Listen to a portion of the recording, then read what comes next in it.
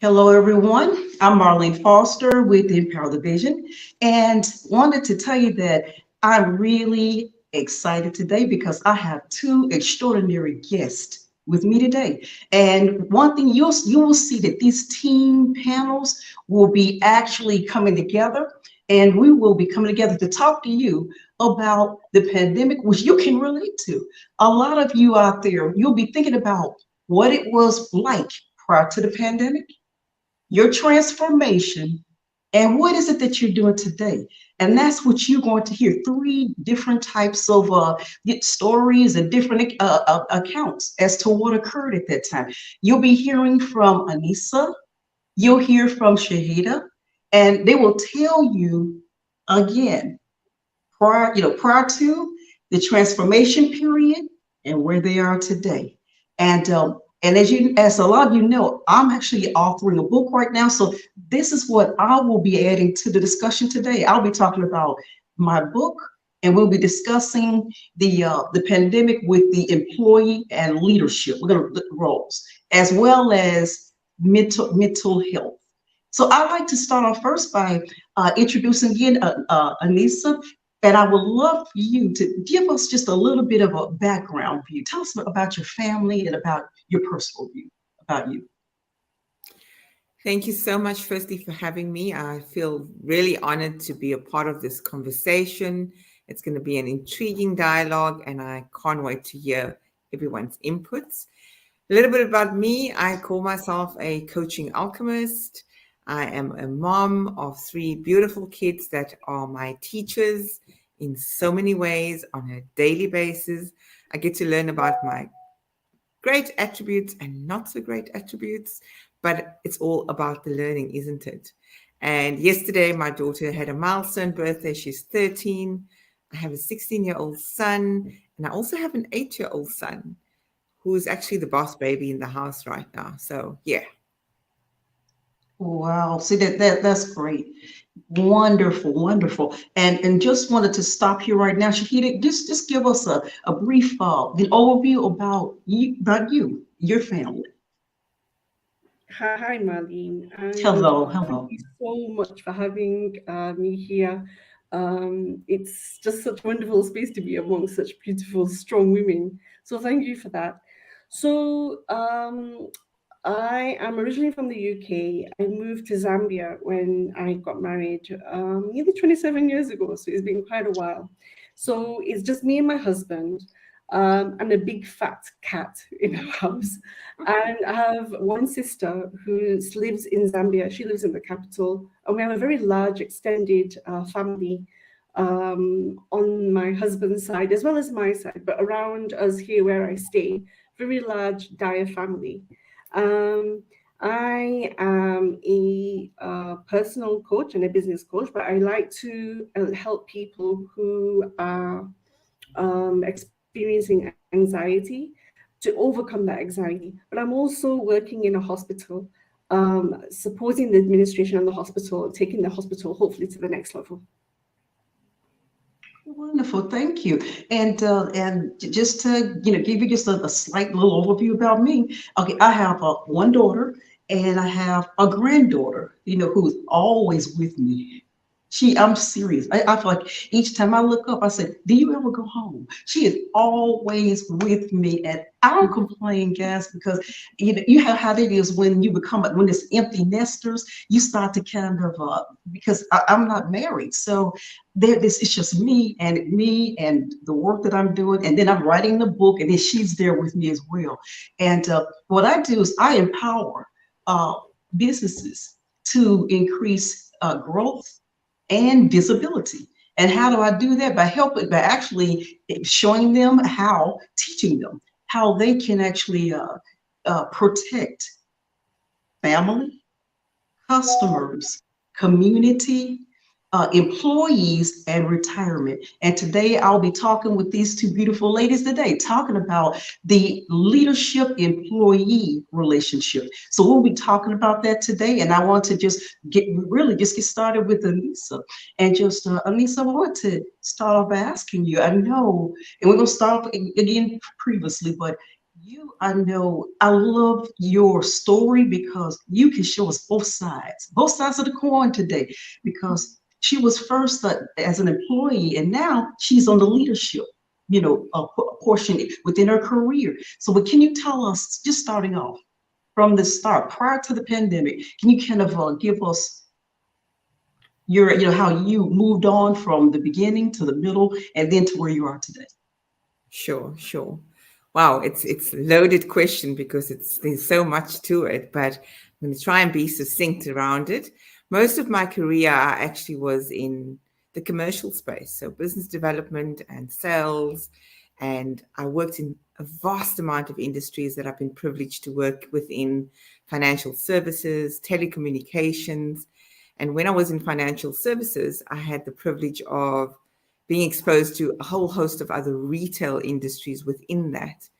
And then I moved on into the employee recognition and reward space. And I was passionately inspired when I got to that environment, because it was, how do we recognize people? How do we acknowledge them?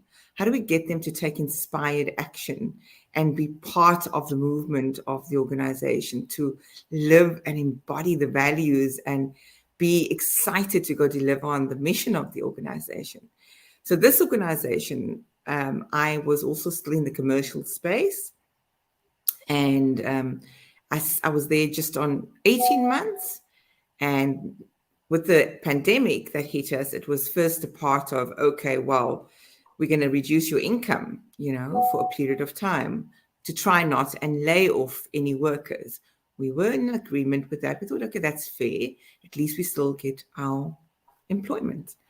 The next thing that transpired was there was a conversation and a buzz in the corridors, and it was all about, there's possible, what we call in Cape Town, South Africa, retrenchment. It's a layoff from work. And part of a few individuals would then get included in this process. But it was all corridor conversation. And immediately I felt this dis-ease, but not from a place of fear. I was like, sure, this is happening. I approached the managing director of the division I worked in, and I said, I basically said, how is this process going to unfold? This is okay. It's normal. It's work. It's the lay of the land. And if I am meant to be part of this process, just tell me. I can deal with it. And in any event, I became part of that process, which I was fine with, up until there was a complete dissonance of how they dealt with the process. Because two of the individuals, myself and a colleague, had to reapply for our opportunity to stay in our position.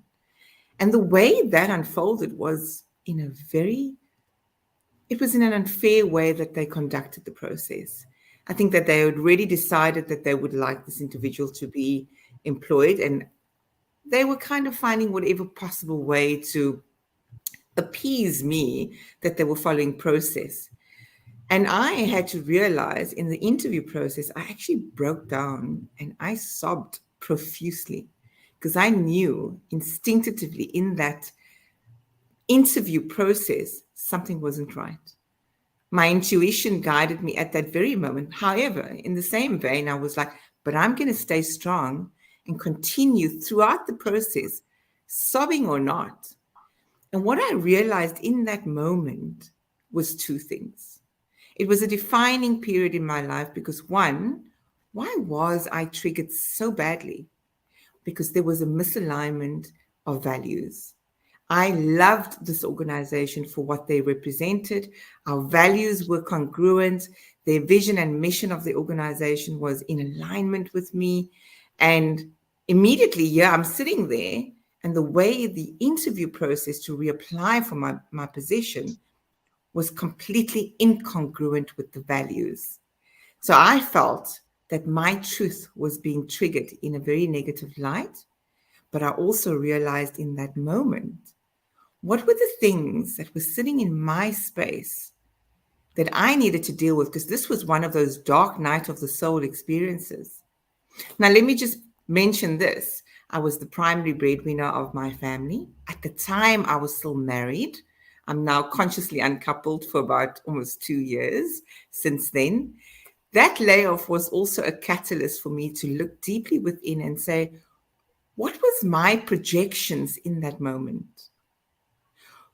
Why did I show up so triggered? What was the adaptation in that moment that I had assumed with that experience? And what I quickly realized is that I too had quite a bit of my own wounded trauma spaces to deal with, not feeling good enough, not feeling worthy enough, not feeling like I belonged. And because this was a family organization with the CEO at the head of 40 years still being at the organization and the family tribes that existed within the business, it was family first, right? So already at the start of working there, you always knew it was family first. So when this process unfolded, it was like, okay, yes, I realize I don't belong. But those were my things to deal with as well. So I could quickly realize, what am I projecting? What do I need to own? And how is this in service to me when I take the leap after I leave there?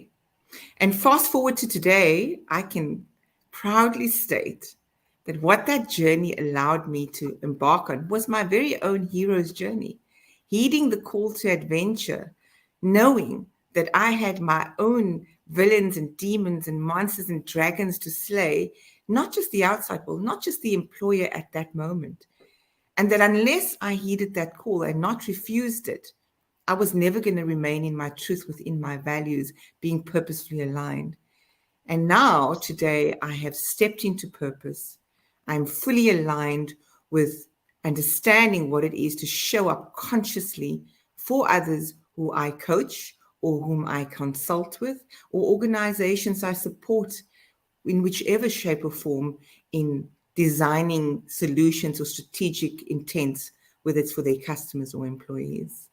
So fast forward, I am employed, self-employed, independently so, and living in alignment with my values and my why, my purpose. So that experience, albeit it might have been perceived to be negative because there was this disconnect of teamwork. Teamwork was non-existent at that moment. It was a survival for the fittest, but it served me. Does that answer the question? But Aneesa, you know what it sounds like you just what you're saying here. I'm listening to you, and I don't know what what Shaheda was hearing, but I'm hearing you say that all of you, who they were, as you said, they were re-interviewing to decide. It's almost as if they were looking to make you feel downtrodden, to make you feel that you were unworthy to even be a part of the organization. It looks as if they were looking to try to pull out who they wanted to get. I'm sorry, to terminate. That's what it sounded like from what you just said. It's as if they were listening. You said, because it looks like they were.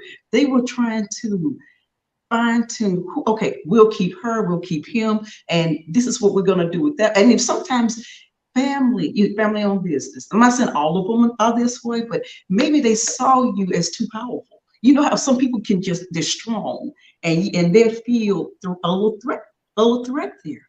And so I just picked up that now, how do you feel they could have been more protective or shown what type of protection you think they should have shown for employees? Protection. More compassion, more empathy, understanding that what this does is it doesn't just impact one individual, it impacts an entire household. What does this mean for that individual? How can they best serve that individual throughout this process? Could they support the person or the employees going through that process with opportunities that they could identify and refer to? Or could they redirect that individual somewhere else within the organization and really hone in on what are the core strengths and capabilities that might have added value in possible other areas to drive retention and succession planning within that organization? Because to rehire is expensive. And why not leverage the talent that is already in the organization and look at how you could redistribute that skill set and empower them to almost be an entrepreneur within that organization, so that that entrepreneur sees that business as their own and say, well, if this was my business, how might I show up differently in support of cutting cost because of this pandemic? So it's not personal, it's business. But if they could have been more empathetic, compassionate, and engage people to say, what are your thoughts on how we could collaborate and work through this? But there wasn't that. It was a But decided. Aneesa, were they doing this for themselves? I heard you mention succession planning, and just any type of process where they were even trying to see what would they do if something happened to one of them. Did you see them actually have any type of plan in place where if one of them had become disabled, died, decided to leave, did you see anything that the family members were doing that would have secured their organization? Not just the employee portion of it, but the family themselves. Did you see anything going on? So there were discussions around succession planning, and whilst a portion of that succession was not only family members, it was actually who in the team could potentially take on these roles. Ultimately, it still came back to whatever the leadership at the top was wanting to achieve. That would be the final say. So there was a feeling of autonomy, but when it had to be put into practice, autonomy wasn't existent. It was a facade that there was autonomy within each of the functional heads or areas, and people started to work in silos, and it was a protective environment. So when you're working in silos, our brain is designed to be in fight, flight, freeze, or fawn, right? So you would find different elements of people fighting, or they feel like they need to flee. And the culture, the heaviness that existed within the culture, it was quite evident, because the values, as beautiful as they are, and as audacious and amazing as this vision and mission is of the organization, I call it the wow factor because those were only words on walls. It was not embodied in the behaviors and the execution of how leaders were showing up for their people. So people were afraid to speak up and be in their truth for fear of, would I be part of this process? So let me rather not speak truth right now. So that it's an insane dynamic to work alongside with. Wow. And say, look at where we are today. And I want to ask you, Shaheda, you're listening to Aneesa speak about all of the different challenges that took place. I just wanted you to kind of give us pretty much an overview of what you do. And also, I totally want to ask you about the mental exercise. Is that mental exercise, if I have the name right, that we talked about previously, that you use? Is it mental exercise? I couldn't quite remember what the terminology was, but anyway, just tell an overview of what you do, and also talk about what you heard going on in Aneesa's organization. I think I've known Aneesa for some time, and Aneesa has told me about this experience a number of times. But what's lovely is that, of course, the experience itself wasn't lovely, but I can pick up, and I think Aneesa, every time she speaks about it as well, especially when it's like an open, when you're free to talk about it and talk about the experiences, I'm sure that there's something that's possibly coming off at Aneesa, something new that she may not have realized on the prior discussions, but it is definitely part of the hero's journey.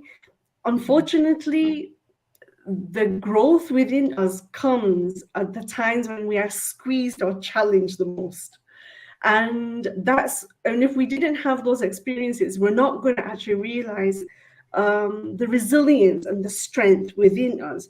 We wouldn't know that it's there, but it's like a diamond being crushed under gravity, under pressure. That's when the diamonds occur. But it's only in those moments I feel that we can honestly know how much we can be pushed, how much we can be stretched. We can understand our values and our ethics, what makes us uncomfortable, what doesn't sit right with us. And in those moments, that's when you can really understand our truth. And I think that is, it's not nice to go through the experiences, but on the flip side, that's what we come out, that's what we come away with from these experiences. And we're all going on our own hero's journey.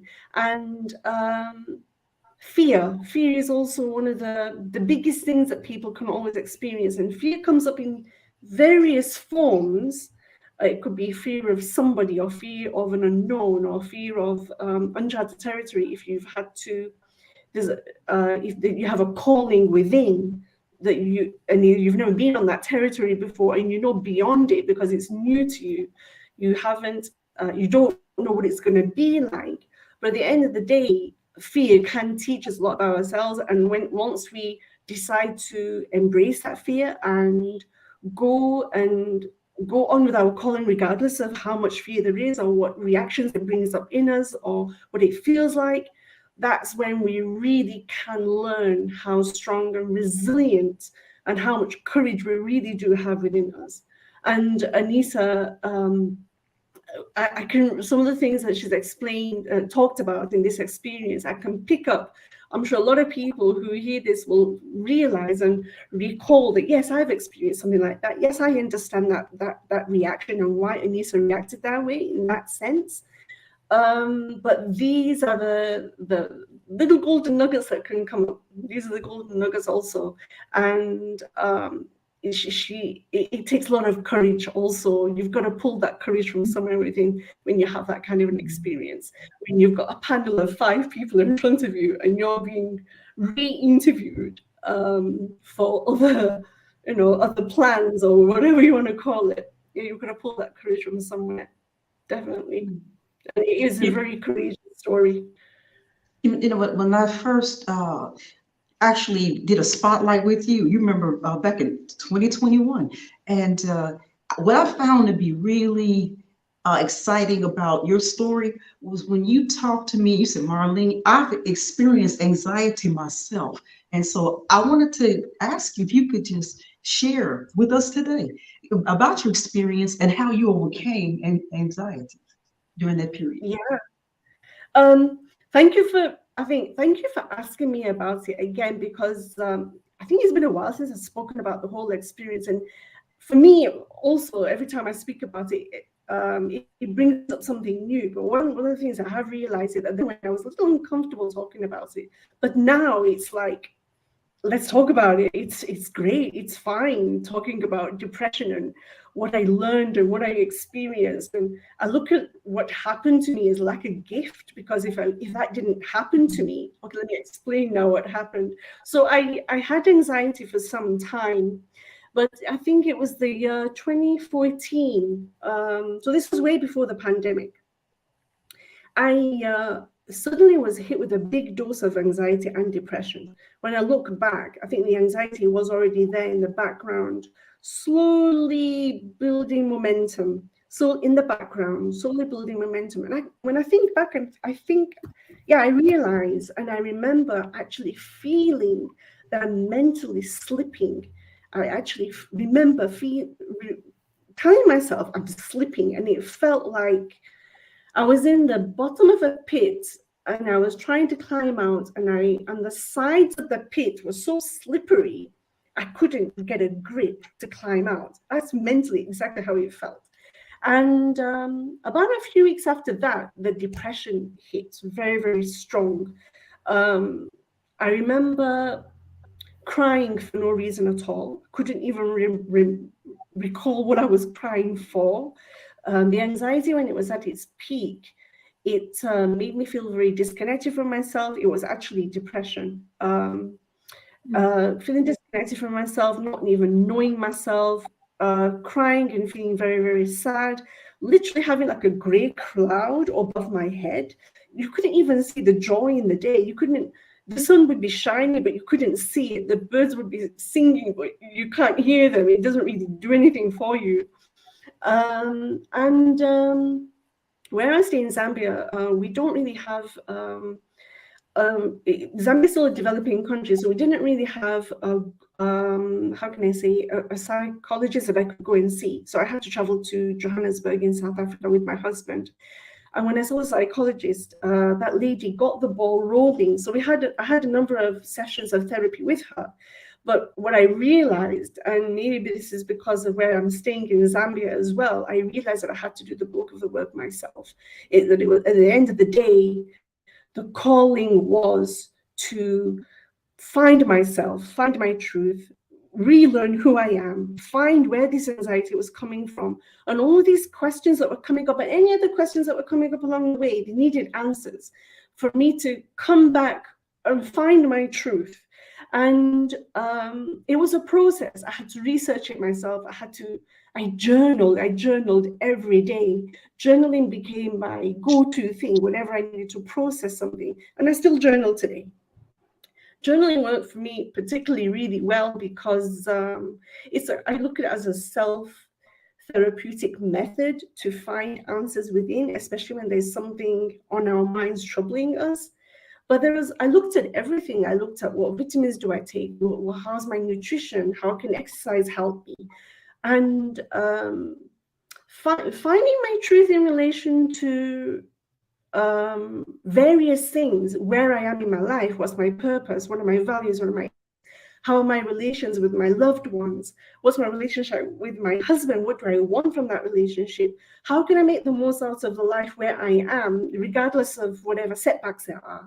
I live in quite a small town in the eastern province in Zambia, so it's not a big city like Lusaka or Joburg or Cape Town.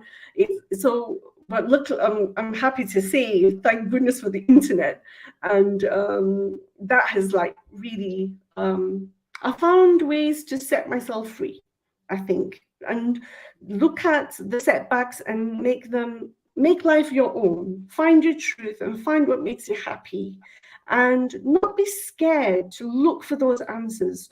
Not be scared to be held back. Don't hold back. Don't allow anybody to hold you back. Don't be scared of anyone. Have no fear. Have no fear, and face those fears. And it's a kind of liberation, because unfortunately, once you've done that journey and you come out the other side and you're on the other side of the spectrum and you're in the sunshine, you're out of that dark tunnel. And unfortunately, when you're having conversations with different people, you can pick up fear and holding yourself back and maybe anxiety. And all I would love to say, I think, on this platform is, to anybody who is listening, don't let fear hold you back. Find what it is that you want to do. Find what makes you happy. Yeah, I think fear can be the biggest thing that can hold us back. But learn to love yourself and be in your truth and go out with your heart on your sleeve, I think. Yeah. So I hope that summed it up for you, Valerie, and if there's anything that I've missed. You know what? Absolutely. Absolutely. And I'm sitting here right now and I'm listening to the two of you. And when I look back at myself, because I don't have, I had maybe one or two employees, at one point. But what I wanted to talk about is solopreneurs. And solopreneurs are what? Solo, correct? How can a solopreneur protect themselves?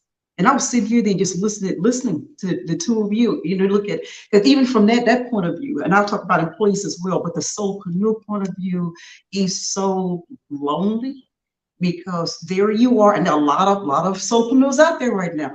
And how do they protect themselves? How do they create a succession plan, and it's only them?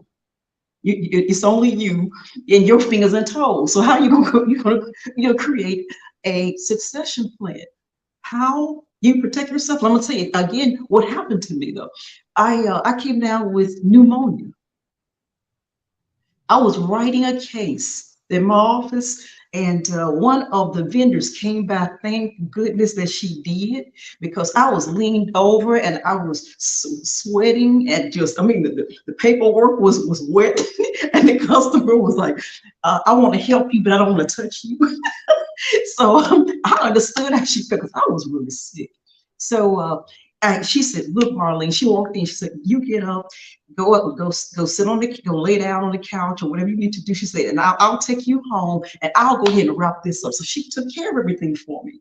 You know, I was very fortunate for that. So she took me home, and I did. I had a real serious case of it with a 3-year-old daughter. So my mom said, you guys are going to come over here. And she had to fight with my daughter every day to keep her out of the bedroom. She kept trying to climb on the bed with me. She would go under the bed and try to hide, so my mother wouldn't know where she was. So she could, and I would say, Mom, she's in here. Come get her, because I didn't want her to become ill. But solopreneurs, you have got to find ways to protect yourself. And that means that getting into, for instance, I have a membership that I actually invite solopreneurs and businesses to become a part of, because I'm writing a book and I'm inviting them to actually come on board for collaboration purposes, to write a book if they want to. And like Shaheda was saying, writing can help you to pull a lot of the stress out. Stress comes out as I'm writing my book. And sometimes I have to go back and edit a few things, because I'm being too honest about certain people, certain individuals. So I'll go back and I'll edit to make sure I'm staying on point. So I'll do that. But that's what I wanted to share with you in terms of on the solopreneur end, in terms of protection. During the pandemic, prior to it and during, you still most people actually, after the pandemic occurred, it became better for them, because they got to create relationships. Even if they were global, they are now being able to talk to people online, get to know individuals. I've even seen some of them travel to actually to make acquaintances face to face with some of the people that they've met. So that's what I'm seeing with some of the solopreneurs. But I wanted to say, with employees, I was listening to Aneesa talk about that. I, for 20 something years, guys, have worked with businesses, and I've taught them about succession planning. And I said, look, and succession planning is not going to be perfect, because you can have what, Aneesa? Some things still won't go right, will they? Things will go wrong. You're gonna have some things will go right, and some things just will not go. It's not going to be a perfection. There won't be perfection there. So I told them, I said, now you got to still put something in place. Like you got a car. Most of us keep spare tires in the trunk, right? Why do we keep spare tires in the trunk? In the event of what? A flood. You keep health insurance on you and in your family. Why? So that if your child becomes sick, your husband becomes sick, you become sick, you're ready, right, to see a doctor. You don't have to try to think, okay, what now? What now? You already know, because you've anticipated the outcome. You already know, but the outcome will be there. And it's just several other ways that we anticipate, right? We do it all the time. We anticipate. All I'm saying is that businesses need to anticipate more for employees. We'll talk about employees today. Anticipate their mental stamina. Put some kind of program in place. You know what I'm saying? Shaheda, something in place that will help with mental stamina. And with the strong professionals like Aneesa, you need to have some type of training that's continuous for someone like her, so that eventually she can end up in a leadership role. I don't care if it is a family-owned business. You got to keep that business strong. You can still run a business, Aneesa, because I've shown you can run it, a family business, keep it strong, but still you can keep the employees climbing up the ladder, and you're keeping them on board, because the family has made them feel, they embrace and make them feel wanted. Like you said, they feel as if we are a part of the family. We're a part of it. And I'm listening to the two of you, and that's what I've heard. I wanted to just end with this. How many of you heard of? I know you've heard of Breyers ice cream, right? Breyers ice cream. Have you heard of Breyers? Where there was a company years ago called Dryers. Can you believe it? Breyers and Dreyfus. But Dreyfus, was actually a cook aboard a ship. And aboard the ship, he was served this soft serve type of dessert. And and the crew loved it. And he said, "You have got to open up a business and sell this." He said, nobody enjoys this except you guys. He said, you need to start your own business. And so eventually he did. So he invited who? His son to join the business with him. So he retired, and his son then takes the helm. He's now in the front of it. He now has management in place. And see, Aneesa, he didn't. There was no other family members, so he had to go and get some other people who were non-family to help him run the business. So eventually, when it was time for him to retire, he then decided to sell the business, and he did. He sold it to two gentlemen. If you look at Dryer's ice cream, you'll see these two gentlemen that bought it. They bought it for under the price. It should have been sold for more than what because it was really worth a lot. But I think they sold it for maybe 2 million, 3 million, something like that. So but this is where it all took off. Now, Aneesa, you would have loved being with this company. What they did was this: they put together a charter. The employees were aboard the charter. That meant that if anything went wrong in the business, that the leadership would come, and they would not only would they just they would inform the employees what was happening. They had to come and see you face to face. You'd love that, wouldn't you?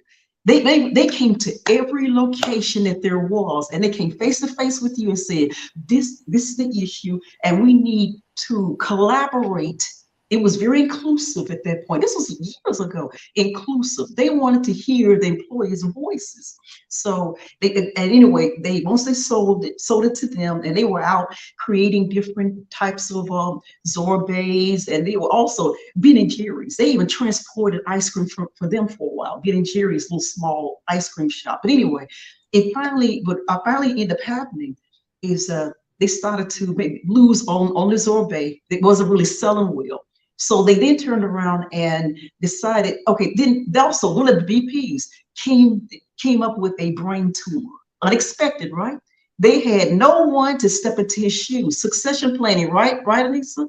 And there was no succession plan in place. So when he became ill with the brain tumor, that was then an issue. And again, we gotta learn how to protect our businesses. So what they did was they came back to each of the different branches, sat down with all of these employees, and they said to them, "We're sorry, guys, but it's a chance that we may have to lay some of you off." How many businesses do that? We may have to lay some of you off. Do you want for somebody to tell you the truth? Be honest with you, be forthright. And even though they're saying, "I need your help," we don't know if we're going to have to let anybody go or not, but it's a possibility we might have to. And I don't know if they ended up having to let any of them go or not, but I know that they came and they told them the truth. But guess who owns the company today? They finally sold the company to Nestle's. Nestle's owns the company, guys. Nestle's chocolate. And believe me, and I think they really got a lot of money out from Nestle's. You know that, right? Because Nestle's could afford to do that. But I'm just saying that today, teaming, when you look at teams within businesses, just like Aneesa was talking to us about, you got to team, and leadership has to be more of a service leadership, where they are serving, as she told me previously. We talked about this before we came on board, serving the employees, serving their needs. Because if somebody's serving my need, I will work. If you said, "Marlene, how would you feel about working maybe to midnight tonight?" I would stay and work with you. I would stay and do it. I would do it. Why? Because I feel that you care about me, because you're doing what? You're serving me. And now I'm going to do what for you? Serve you. Yeah. Can I just say, Marlene, some of the things that you're telling me, they really resonate, especially for me in my current employment. I'm working with a hospital that's growing very, very fast. and we really want to increase our services for the community, bring better services and a wider span of services. But this is something that what you were saying about employees and lifting them, investing in them, and giving them encouragement. And you find that the more that they are uplifted, the more they'll bring back to the company. And I see this every day. Every day, for example, we have a laboratory. We have the HOD of the laboratory. He's such a inspiration to me. He's so passionate about his lab and about the people, his team. And I asked him to find somebody that could help him and service the machinery that he has, and the machines that he has and the equipment that he has in his own lab. And he just went another 10 steps ahead. And it's exactly what you were describing just now: investing in them, uplifting our employees, allowing them to understand their value when they can't see it, showing them, encouraging them. And they just continue to bring back more to the company. And it's so lovely to see. And at the same time, you're encouraging their growth. Their confidence and their self-esteem is growing. They learn about their own abilities, when they probably didn't know how far they could go. And it's so lovely to see. And I'm seeing this every day right now. And it's so lovely to see. And see, that's beautiful. And just think, if that had been occurring with Aneesa, when she was facing what she was going through, she wouldn't sound the way she sounds today because of what was faced. She wouldn't be. She wouldn't be faced. She wouldn't have.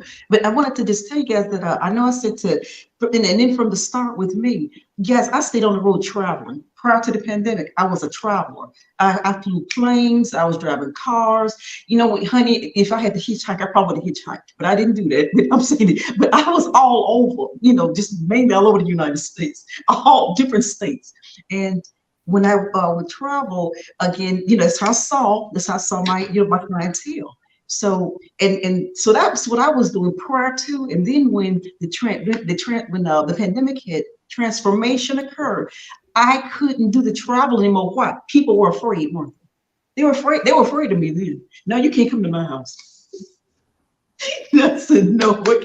And so I had to sit tight, sit still, and that was something that I had to become. Now, remote is something I've done pretty much all of my career. I've always worked in the field. I've always been a person like that. So I've always worked remote, but never just around the clock sitting still inside the house. The walls look like they would just be closing in on me. That's how I feel. I have to get out and go. And so the transformation happened to me with the spotlight. And as I saw, and I'm communicating, I'm writing in comments, I'm on LinkedIn, and I'm on Facebook, but I really love LinkedIn.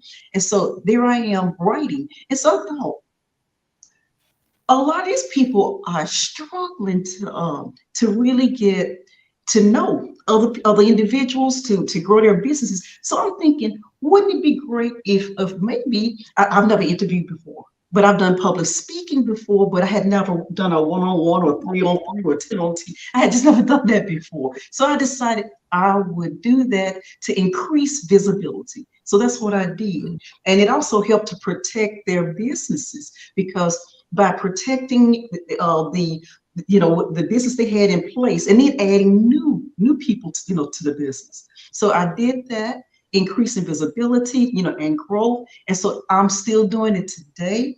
And then today, what I'm doing is I'm also working with authors. I work with people who want to write books, because a lot of people right now are looking to read. They're sitting at home. Why not write a book? And the great thing about writing is co-authoring. If you take co-authoring and you actually break it down into, I've seen them with 20 different people, on board. That's a lot of stories in there. But anyway, I'm just saying co-authoring is a real good way to actually get your name out there in writing, period. So if you want to learn more about that, reach out, talk to me, and you can come on board and see what I'm doing in a membership that I have that's in place. It's a membership where we are we write together. We're writing together. We are reinforcing one another. We're a benefit to each other. So I just wanted to put that out on the table as well. And I wanted to, and my guest today, I'm excited with the stories and everything that they've told us. And I wanted to ask, Aneesa, if you wouldn't mind just giving us an overview again of what you've discussed, just some of the high points, and that you would like to share, with us.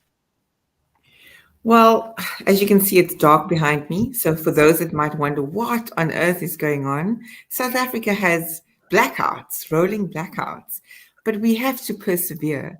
So let's speak about this blackout and having a layoff, and that's part of life. There's always this too shall pass. There's an impermanence, and it's how we show up knowing that nothing is there to remain indefinitely so. There's always going to be the ebb and flows of life. And if we can cultivate and build resilience in ourselves, we then help ourselves to lead more effectively. And we go from, and you talk about writing a book, I'm also writing a memoir about my life. And it is about from survival to self-love to self-leadership. Because if we don't connect to ourselves, hence my business name is craft coaching. You've got to hone your craft, right? So honing your craft is about being connected. And what the acronym actually represents is connected relationships amplifies future transformation. If we cannot be connected to ourselves, and everything we do is underpinned by relationships, and everything in our lives, and everything the universe does with every interaction with any individual or life-defining experience, it's a mirror being held back up for us. And what it is that we're going to take from that mirror is, how do we show up? Because sometimes our teachers teach us how not to be. The leaders that are perceivedly leaders teach us how not to lead. In fact, they are managing people as if they're a commodity. So it's up to us to show up differently and say, how do we drive connected relationships, help people stay informed, stay like they feel like they belong and they're contributing to something bigger than themselves, because then they will want to show up. As you said, you want to show up in every aspect, but more importantly, if you allow people to be curious, there's no such thing as fail. As our coach trainer taught us, fail is for all I learn. So what are the lessons? What are those powerful lessons that we can take in the pursuit of pain to make it more purposeful? Because everything that is painful or perceived to be is a portal. And Shaheda knows me. I love acronyms. And I say we all have wow factors. And there are many wows. There is the first one that ever came to me was, we are warriors overcoming our wounds. And those wounds is what are the catalyst for us to step up into alignment, to become the truest, most authentic expression of who we are. And if something's not right, we need to become advocates to say it's not right.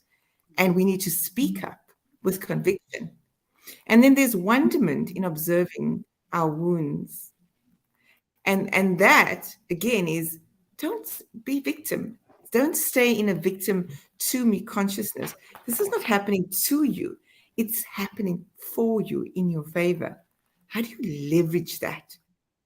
Because it's asking of us to say, we need to be leading by example. No matter how we feel we've been wronged, we've got to be in gratitude for those that has been in service to us to say, how do we not lead?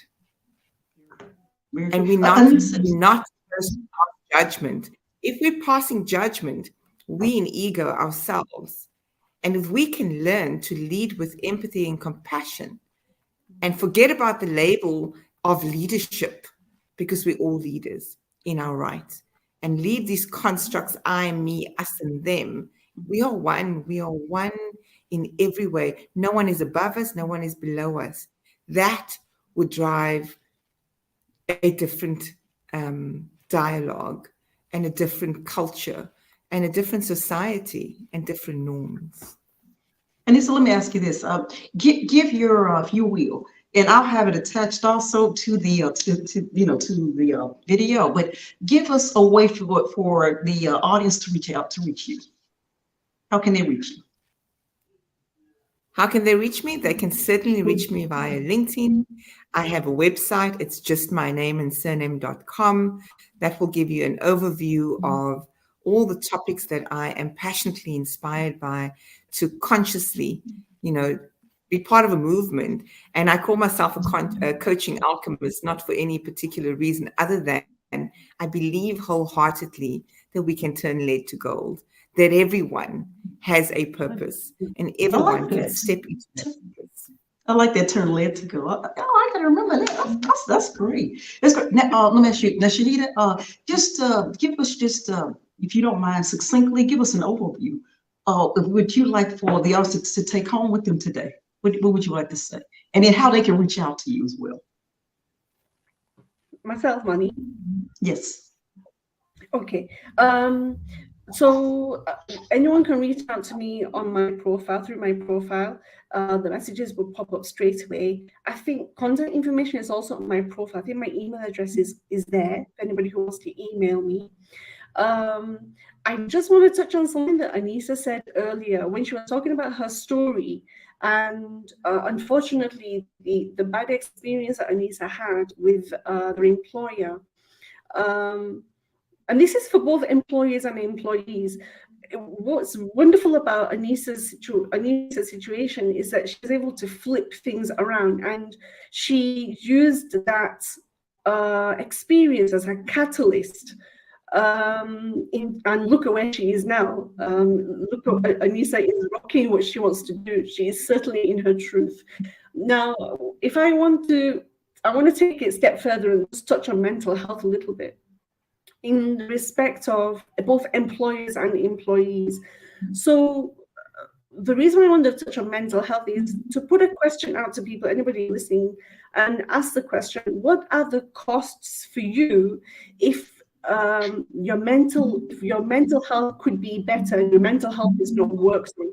What are the costs for you as an employer? So if you're an employer, you're a place in leadership, and you know that your mental health could be better. You would like to work on it to get into a better positive space. So what are the costs for you if you stay in that space? And it could be things like wearing a mask and not being completely in your strength, etc., things like that as a leader. And as an employee, I'd also say the same thing. What are the costs for you? What are the consequences of avoiding getting into a better space? This goes for both employers and employees, whether if they are not in a great mental space. But when you are in a great mental space and you have that resilience, and what could you do if you are armed and healed and in your truth and facing your fears and going with your navigating towards your purpose, to what your true purpose is? And that is something that I really want to leave behind for the people who are listening. What are the costs? Wonderful. Yeah, excellent. You see, I just feel honored being here today with these two ladies. I just want to say that, everybody.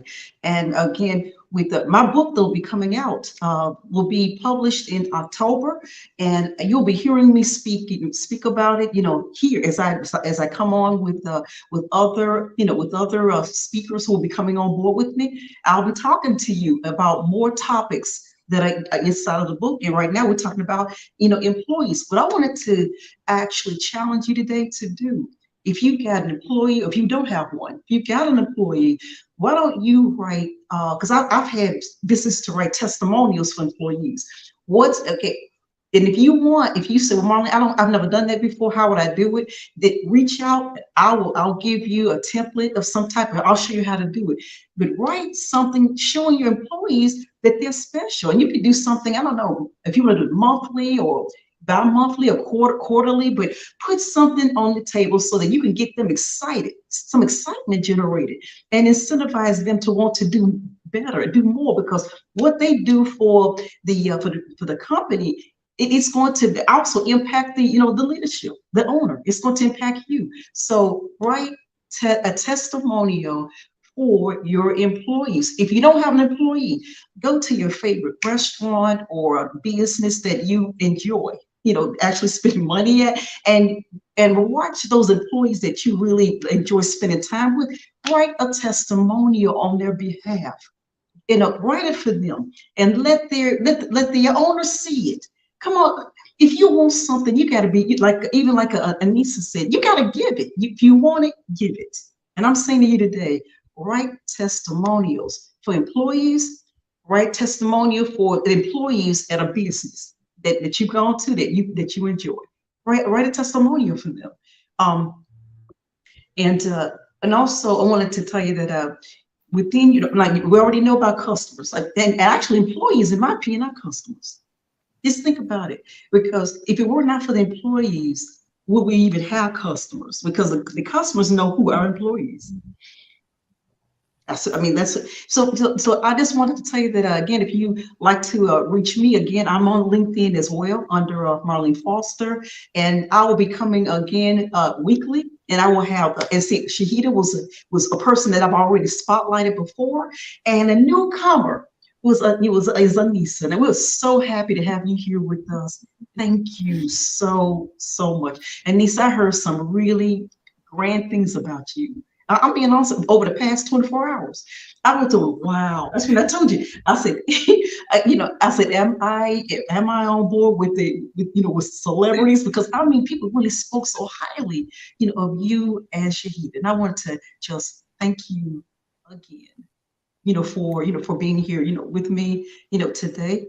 And again, if you looking to reach, I wanted to just say this. I didn't get a chance to speak with you and Shaheda about this, but I was wondering if you would be interested in the three of us doing some type of a challenge together, or something we could invite anybody who does the testimonial. Do the testimonials, guys, and send those my way. They're real easy to do. And then send it, and then what we'll do, we're going to talk about something that we can do to give you even more of a benefit, and you'll get to know these ladies. I know that Shaheda she just stepped out on us, but we're okay. But we're going to, what do you think of that, about doing that, Aneesa, that we could actually, this testimonials, those who send the testimonials in for either employee or an employee of a business somebody that they're doing business with, and we will we'll have some kind of a challenge or something where you can learn even more strategies from us, even more strategies. What do you think? Absolutely love it, and I'm on board with it. I also want to add, how about giving yourself a testimonial? Because we're always thinking about handing that to everyone else. Yes. How might we acknowledge and recognize ourselves for stepping into courage, to stepping into truth, for allowing, embracing parts of ourselves that are those shadow sides that we might not have liked, but how it served us to step into purpose as well. So maybe it's also high time that instead of, I love that we need to recognize others and endorse others, but when is the time that we endorse ourselves and advocate for ourselves? Because if you cannot lead yourself and advocate for yourself, how are you going to do that intentionally for others? I tell you what, do both, guys. Do both, because there's some employees out here.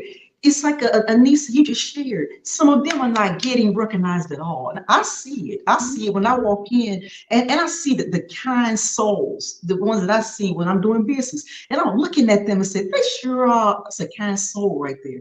And they're doing business, and they're trying to be helpful towards you. And you look at them saying, wow. And then the employer or something walks up and showing them they're very disrespectful towards them. And that bothers me. So that's why I already know where I'm going to do it too, guys. So when you reach out to me, I will show you what I've done also. So I will do what Aneesa said. I'll do something for myself, and I'm going to also reach out Yes. and do it for a business. But wanted to just tell all of you that it was truly a pleasure today having you, on board with us, because again, team, and as you already know, teamwork, we're winners, right, Aneesa? When you are a Teamwork team, makes the dream work. exactly. Exactly. So thank you so very much today, and looking forward to seeing you again, next week when I come on board again, and it'll be another panel discussion with the team. Thank you. Have a marvelous day. Thank you. Thank you.